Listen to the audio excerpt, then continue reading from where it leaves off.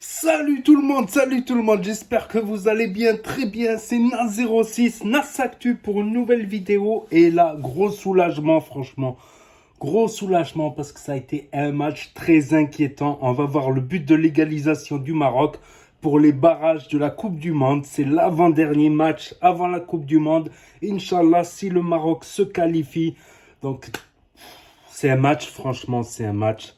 Je vais vous expliquer déjà avant le match. Avant le match, c'était les problèmes, les mouchkils. De toute manière, nous, si on n'a pas de problème, ça va pas. Ça va pas. Donc déjà, Ziyech qui est un des meilleurs joueurs marocains, qui évolue à Chelsea en Ligue des Champions.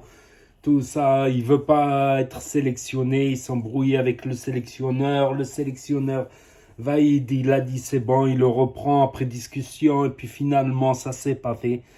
Donc, quoi qu'il en soit, Ziyech ou pas Ziyech, aussi talentueux qu'il soit, le Maroc voilà, doit faire quelque chose, doit faire quelque chose. Donc, ça a mal commencé déjà. J'ai appris sur les réseaux que quand les Marocains ont débarqué en RDC, en République démocratique du Congo, normalement, la fédération du Congo, il leur donne un bus qui les raccompagne jusqu'à l'hôtel. Non, ils devaient prendre le bus, les transports en commun. L'équipe marocaine devait prendre les transports en commun. Ma'linesh, ma'lish, comme on dit. Kifoualou, comme on dit chez nous, Kifoualou. Pas ça nada, ils arrivent. Ils font un match d'entraînement la veille. Qu'est-ce qu'il y a? Il y a des supporters adverses qui rentrent dans les tribunes et qui insultent l'équipe marocaine. Kifoualou, on va dire pas ça nada, ma'lish, comme on dit. Tac, on va passer maintenant au footballistique. Donc, soi-disant, on aurait tiré l'équipe, voilà, on aurait eu le meilleur tirage de ces barrages africains. Même si sur le papier, le classement FIFA, voilà, le Maroc est dans les premiers ou deuxième, ou à la 23e place, ou la 30e place, et que la République du Congo, ils sont à 140e place, tout ça, parce qu'en plus, ils ne se sont pas qualifiés pour la dernière Coupe d'Afrique. J'ai dit, faut faire gaffe parce que même une équipe que sur le papier, voilà, sur le papier, c'est sur le papier, sur le terrain, ça peut être autre chose. Ça peut être une équipe survoltée, ça peut être une équipe qui joue le match de sa vie. Donc jamais sous-estimer l'adversaire. Et on l'a bien vu là. Donc il y a eu un autre souci au niveau footballistique, c'est que le Maroc devait jouer sur un terrain synthétique. Bon, ça pose pas de problème. Hakimi, il a dit ça lui va, le terrain synthétique, il est pas mal et tout. Mais il y a un joueur qui avait une. Comment ça s'appelle déjà? Moi, j'ai la même chose au coude là. Une tendinite au genou. Donc, c'est pas bon pour les tendinites au genou. Donc, bon, on joue le match, il y a du vent. Il y a du vent. Donc, le vent, bon, c'est pas terrible, voilà, pour les précisions de frappe, les longues balles en avant. C'est pas le mieux le vent. Il y avait beaucoup de vent. On voit les filets, tout ça. Le premier quart d'heure, j'ai trouvé que l'équipe du Maroc, très entreprenante, dominait en possession de balles, techniquement. Il faisait des petits gris-gris, des gras-gras, des grou-grou. Je dis, il commence bien, il domine. Et paf, sur un contre, la RDC, il marque. Et là, j'ai trouvé cette équipe marocaine, après le but, je l'ai trouvé molle. J'ai pas reconnu cette équipe du Maroc, Allah Al-Watan El-Malik, cette équipe combattante, cette équipe, j'ai pas retrouvé la combativité. Franchement, je me suis ennuyé. Toute la première mi-temps, franchement, je me suis ennuyé. Très peu d'occasions pour le Maroc. En deuxième, j'avais même plus envie de regarder la deuxième mi-temps. Je te jure. Franchement, quand j'ai vu ça, on dirait qu'ils étaient endormis. Je ne reconnais pas cette équipe du Maroc. Même qu'on a perdu en Coupe d'Afrique, il y avait de la combativité jusqu'à la dernière minute.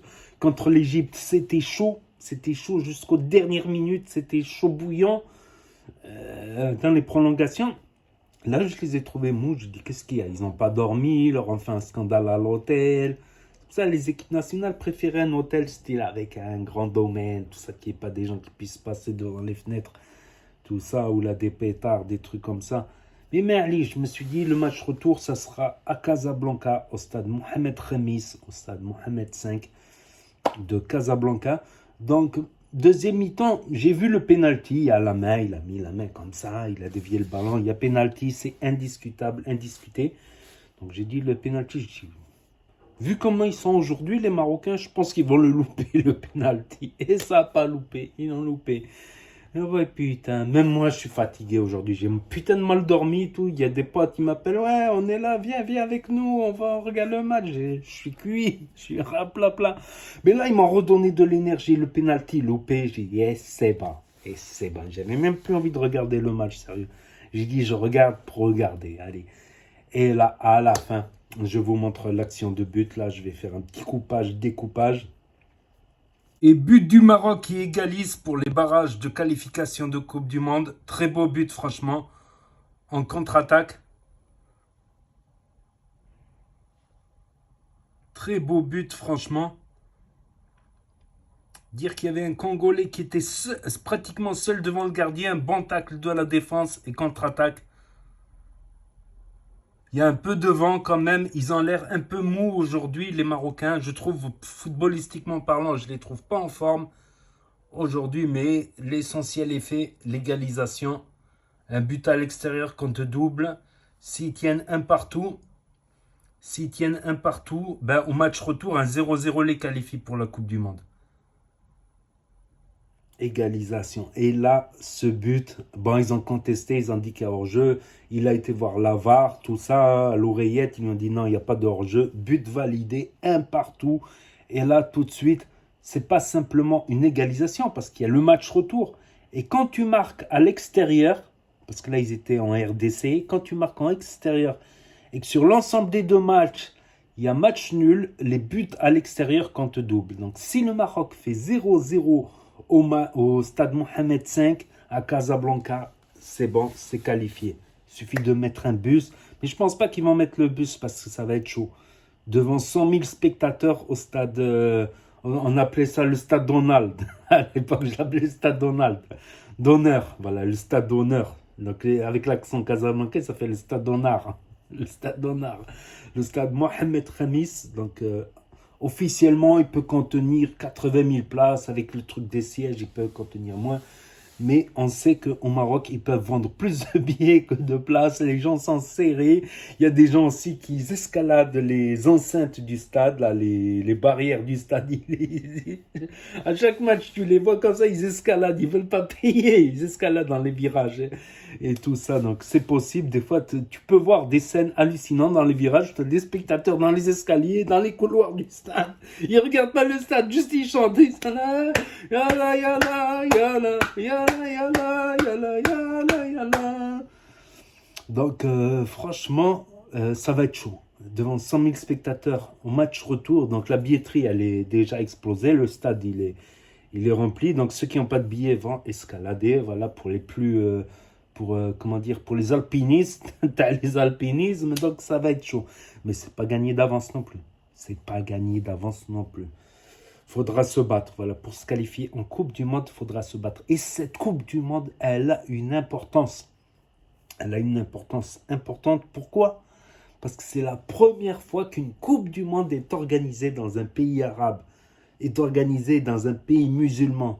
Donc tous les matchs qu'on aura contre des pays non musulmans, non arabes, non nord-africains, on aura tout le public avec nous. En grande partie du public. Il y aura du public étranger, tout ça, le Qatar, tout le monde pourra y aller. Mais on sera pratiquement à domicile. On sera pratiquement à domicile. Tous les Qataris qui achètent des billets, ben, ils supporteront le Maroc ou une équipe nord-africaine ou une équipe arabe du Moyen-Orient ou une équipe musulmane. Voilà, dans ces cas-là. Donc, c'est important. Donc, c'est dommage aussi qu'il y avait ce projet de candidature de Coupe du Monde en Nord-Afrique dans 3 pays différents, Tunisie, Algérie, Maroc. Voilà, où il y a quelques matchs qui se joueront dans chaque pays. C'est dommage que ce projet, il a été annulé. Il a été annulé, mais bon. En regardant déjà le prochain match, c'est le 29. Voilà, normalement, je vais le passer. Je vais le voir avec des potes, tout ça, dans un café. Je filmerai un petit peu l'ambiance, tout ça, avec des potes. Donc, déjà, le match au stade Mohamed Khamis, devant 100 000 personnes. Et là, ce qui est bien aussi, c'est que il y aura les supporters du Wydad Athletic Club de Casablanca et du Raja qui oublieront leurs couleurs, qui porteront que les couleurs du Maroc et qui seront mélangés. Et ça, c'est beau.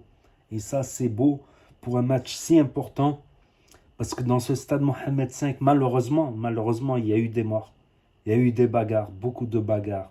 Même les Grecs, ils ont sauté contre les phares de Rabat. Même Binet Home, Binetna, entre les fans du Wydad, Raja, même entre les fans du Raja entre eux. Il y a eu des morts dans ce stade. Donc c'est malheureux. Donc c'est bien aussi de temps en temps, voilà, d'être ensemble. Parce que nous, notre passion, c'est de nous diviser, de l'afdeha. S'il n'y a pas l'afdeha, on n'est pas content.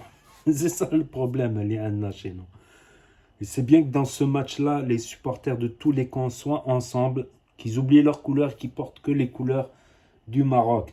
Men biten haram, moshek alla la noir, muntada soudadi wahima, muntada wahima, birouhi, biljazadi, هيا نداك هاب فتاك لا لا لا لا لا لا لا لا لا لا لا لا لا لا لا إخوتي هيا. Putain, je me rappelle plus de l'hymne national.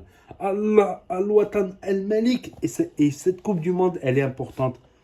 C'est maintenant ou jamais, parce que ce sera une des seules Coupes du Monde où on sera pratiquement à domicile au Qatar. Vous comprenez l'enjeu? Mais il ne faut pas que l'enjeu dépasse le jeu non plus. Il ne faut pas non plus trop se mettre la pression. J'ai l'impression qu'ils sont arrivés sans trop de pression aujourd'hui. Il faut la pression, mais pas trop non plus. Pas trop non plus. Donc voilà mon analyse. N'hésitez pas à me dire ce que vous en pensez dans les commentaires, à mettre un pouce bleu, à vous abonner, à cliquer sur la cloche. Et je vous dis à très bientôt les amis, les potos, pour de nouvelles vidéos. Merci d'avoir regardé. C'était Nas Actu, premier sur les actus, Nas 06. Peace.